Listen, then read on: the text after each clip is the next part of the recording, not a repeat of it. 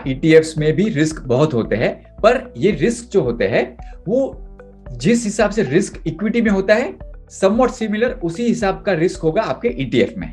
पर एक बेनिफिट इसमें ऐसा होता है as compare to individual stock investing के ईटीएफ्स में टिपिकली स्पीकिंग आपका रिस्क कुछ हद तक ज्यादा वेल डाइवर्सिफाइड हो जाता है across different stocks and sectors. अगर आप मान लीजिए 1 2 3 4 स्टॉक्स लेंगे तो आपको उन कंपनियों का और उस कंपनी के जो सेक्टर होते हैं उसका बहुत ज्यादा रिस्क होता है।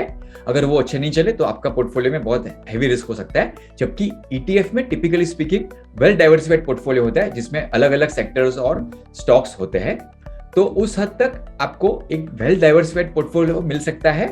पर हाँ, ईटीएफ में भी रिस्क तो बहुत जरूरी है, ध्यान रखना कि रिस्क तो होता ही है, क्योंकि जैसे हम सब जानते हैं कि रिस्क और रिटर्न दोनों एक ही सिक्के के दो पहलू है।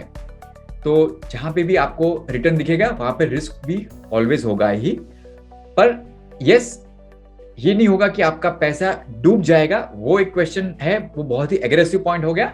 नो डाउट आपको लॉस हो सकता है, बट कोई भी तरह से आपको ऐसा वेल डाइवर्सिफाइड पोर्टफोलियो मिलता है तो आपको एक बेटर वे में आपका डाउनसाइड भी प्रोटेक्ट होने का चांस रहता है। जिस हिसाब से इक्विटी स्टॉक्स में होता है उसके बेटर आपको डाइवर्सिफिकेशन मिलेगा और रिस्क थोड़ा हद तक प्रोटेक्ट रहेगा। बट लॉस होना और रिस्क एक बहुत ही इंपॉर्टेंट पार्ट है जो आप अवॉइड नहीं कर सकते हैं।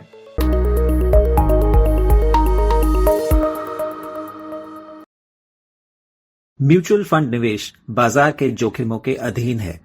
योजना से जुड़े सभी दस्तावेजों को ध्यान से पढ़ें।